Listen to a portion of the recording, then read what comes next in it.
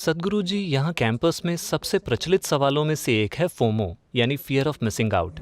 हमें हमें गतिविधियों में पिछड़ने का डर होता है, अपने प्लेसमेंट में पिछड़ने का डर होता है, इस दुनिया की लगभग हर चीज में पिछड़ने का डर होता है। तो सद्गुरु जी, मेरा सवाल ये है कि हमें कब समझ जाना चाहिए कि अब बहुत हो गया, हमें इसे रोकना है और इससे हमारे निर्णय प्रभावित नहीं होने चाहिए। मेरे ख्याल से यहाँ कई लोगों के मन में ये सवाल है और हम इस बारे में आपके विचार जानना चाहते हैं। सही देखिए, पिछड़ने का डर, जीवन को थोड़ा आगे बढ़कर देखते हैं। इस एजुकेशनल इंस्टीट्यूशन में आप सिर्फ कुछ समय के लिए, आप खुद को किसी चीज के लिए तैयार करने आए हैं। You have not come to an educational institution as a destination. आप इसलिए यहाँ नहीं आए हैं क्योंकि यही आपकी मंजिल है। ये आपको एक अच्छे पैकेज में पैक करने वाली जगह है ताकि आपको आप आज काफी अच्छे पैकेज में हैं। Thank you sir. तो बात शिक्षा की नहीं है, मगर इसकी कि हम उसे कैसे प्राप्त करते हैं। जहां तक पिछड़ने का सवाल है, पिछड़ने का डर, पहले तो डर, पिछड़ने से पहले डर के बारे में बात करते हैं। डर हमेशा इस बारे में होता है कि क्या होगा या क्या नहीं होगा, है ना। डर का संबंध उससे नहीं है जिसे हम अभी अनुभव कर रहे हैं। क्या होगा, हमेशा यही डर होता है। या दूसरे शब्दों में, आपका डर उस चीज के बारे में है जो अभी हुई नहीं है। आपका डर उस चीज के बारे में है जिसका अस्तित्व नहीं है। ये सारे मैनेजमेंट वाले लोग हैं। अगर मनोचिकित्सा विभाग का कोई यहां होता तो आप उनसे पूछ सकते थे, अगर मुझे किसी ऐसी चीज से डर लग रहा है जिसका अस्तित्व ही नहीं है तो मेरी स्थिति क्या है। तो उनके पास आपके लिए एक टाइटल होगा। हाँ, निमांस पास ही है, हम उनसे पूछ सकते हैं, वो भी एक जाना माना इंस्टीट्यूट है। हमें उससे तकलीफ है जिसका अस्तित्व ही नहीं है।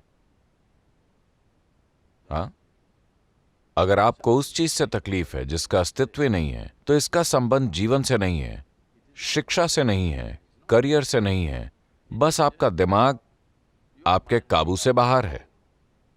क्या आपको सबसे पहले इस अहम पहलू को मैनेज नहीं करना चाहिए, इससे पहले कि आप किसी उद्योग या कारोबार को मैनेज करें? क्या यह महत्वपूर्ण नहीं है कि सबसे पहले आप अपने दिमाग को मैनेज करना सीखें? हेलो, क्या यह महत्वपूर्ण नहीं है? अगर आप अपने दिमाग को मैनेज करना नहीं जानते तो आप दुनिया में क्या मैनेज कर पाएंगे? Managers are all free. सारे मैनेजर्स परेशान हैं और उनके पेट में अल्सर हो रहे हैं। हाँ, ये आम बात हो गई है। अगर आप सीईओ हैं और 45 की उम्र तक अगर आपको अल्सर नहीं हुए तो आप अच्छे सीईओ नहीं हैं।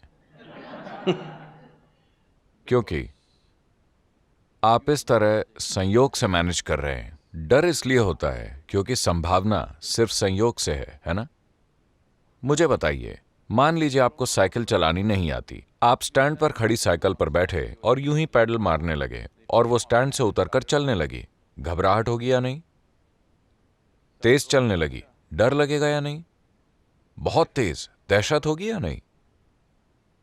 साइकिल के कारण दहशत नहीं होती, बस इतना है कि आप उसे चलाना नहीं जानते। अगर आपको चलाना आता हो तो वो जितनी तेज चले उतना मजा आता है, है ना। जितनी तेज चले उतना अच्छा। Very, हमने साइकिल बनाई ही इसलिए क्योंकि हम पैदल चलने से तेज चलना चाहते थे, यही मकसद है। लेकिन अगर आपको चलानी नहीं आती तो कितना डर लगता है। right now you तो अभी आपकी समस्या दुनिया से नहीं है, आपकी समस्या आपकी शिक्षा से नहीं है, आपकी समस्या है आपकी शिक्षा प्रणाली। किंडरगार्टन से ही किसी ने आपको नहीं बताया कि खुद को कैसे मैनेज करें। उन्हें लगता है कि आप दुनिया को मैनेज कर लेंगे खुद को मैनेज किए बिना। जब आप खुद एक झमेला हैं तो आप झमेला ही पैदा करेंगे, है ना। शायद आप कामयाब बन जाएं। Success happens for variety of reasons. कामयाबी कई वजहों से होती है। कामयाबी हमेशा 100% आपके कारण नहीं होती। परिस्थितियां होती हैं, ऐसे समय होते हैं जो कई रूपों में हमारी मदद करते हैं। निश्चित रूप से आपका भी योगदान होता है, मगर किसी के सफल होने का मतलब ये नहीं है कि उन्होंने सब कुछ जान लिया है या वो जीवन के साथ सहजता पा चुके हैं या उनका जीवन किसी रूप में संपूर्ण हो चुका है। नहीं, Because today क्योंकि आज सफलता से हमारा मतलब किसी और से थोड़ा बेहतर होना है। आपका किसी और से थोड़ा बेहतर होने का मतलब है जिससे आप बहुत खुश होते हैं। इसका मतलब है कि आप असल में दूसरे लोगों की नाकामयाबी से खुश हैं। अगर कोई व्यक्ति दूसरे व्यक्ति की नाकामयाबी से खुश है तो मैं इसे बीमारी कहूंगा, सफलता नहीं। आप क्या कहेंगे? हेलो,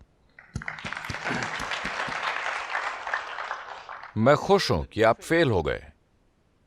यह बीमारी है, यह सफलता नहीं है, है ना? दुर्भाग्य से आप इसी दिशा में जा रहे हैं। यही वजह है कि मानव क्षमता पूरी तरह जाहिर नहीं हो पाई है। अगर आप एक लंगड़े व्यक्ति के साथ दौड़ लगा रहे हैं तो आप खुश होंगे क्योंकि आप उससे एक कदम आगे हैं। जब आप मिस्टर बोल्ट से मिलेंगे तभी आप समझेंगे कि आप कौन हैं।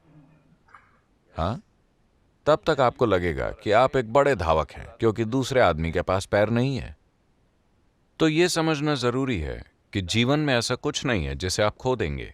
जीवन हम सभी के साथ हो रहा है। सवाल बस ये है, अगर मैं इस पार्टी में नहीं गया तो क्या मैं कुछ खो रहा हूं? अगर मैंने ये परीक्षा पास नहीं की तो क्या मैं कुछ खो रहा हूं? अगर मुझे ये नौकरी नहीं मिली तो क्या मैं कुछ खो रहा हूं? इसकी वजह सिर्फ ये है कि आप जो हैं वो अभी आंतरिक रूप से व्यवस्थित नहीं है, वो बाहरी चीजों पर निर्भर है।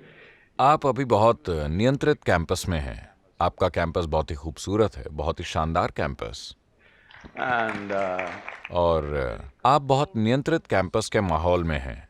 जब आप बाहरी दुनिया में कदम रखेंगे और अगर आप लोगों को यह तय करने देंगे कि आपके भीतर क्या होता है तो वो आपको कुछ ही समय में पागल कर देंगे।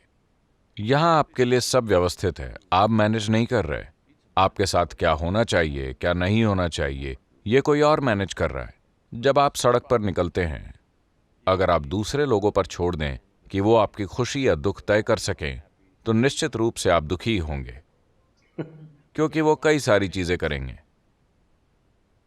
आपके अंदर क्या होता है यह आपको तय करना चाहिए, है ना? आप लोगों की नकल कर ही क्यों रहे हैं? ज्यादातर लोग ये जानते भी नहीं हैं कि वो क्या कर रहे हैं।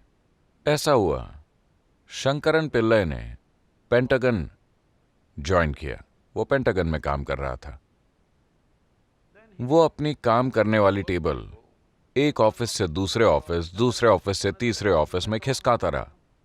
फिर वो गलियारे में पहुंच गया, फिर बगीचे में, यहां वहां, फिर वो पुरुषों के शौचालय में चला गया और वहां बैठकर काम करने लगा। हर कोई ये देख रहा था, इसके साथ क्या समस्या है? शुरू में उन्होंने सोचा कि ये एक रूसी एजेंट है, then फिर उन्हें लगा कि वो मुस्लिम आतंकवादी होगा, फिर उन्होंने बाकी सारी चीजें सोची मगर उसने किसी को नुकसान नहीं पहुंचाया था। फिर वो पुरुष शौचालय में बैठकर काम करने लगा। लोगों ने पेंटागन के मनोचिकित्सक को बताया कि ये शख्स पागल हो गया है। वो पुरुष शौचालय में काम कर रहा है और वहीं अपना ठिकाना बनाकर काम कर रहा है। मनोचिकित्सक यूं ही टहलते हुए शौचालय में घुसा मानो उसे शौचालय का इस्तेमाल करना हो और बातचीत शुरू कर दी। फिर उसने पाया कि वो काफी ठीक ठाक है, सब कुछ ठीक ही लगा। उसने पूछा, तुम शौचालय में बैठकर क्यों काम कर रहे हो? वो बोला, मैंने हर जगह जाकर देखा, आखिरकार मैंने पाया कि सिर्फ यही वो जगह है जहां लोगों को पता है कि वो क्या कर रहे हैं।